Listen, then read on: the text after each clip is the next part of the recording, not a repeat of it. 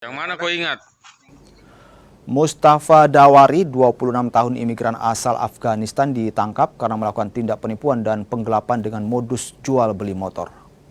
Imigrasi Makassar sendiri telah menyerahkan kasus ini ke pihak kepolisian. Pelaku diketahui pernah terlibat kasus narkoba dan dimasukkan ke rumah detensi imigrasi.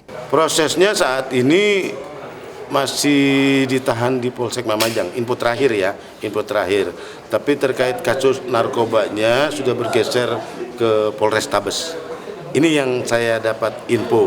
Tapi untuk lebih jelasnya teman-teman silakan nanti berkoordinasi dengan rekan-rekan di Polsek Mamajang dan di Polrestabes. Gitu ya. Langkah imigrasi sendiri seperti apa, Pak?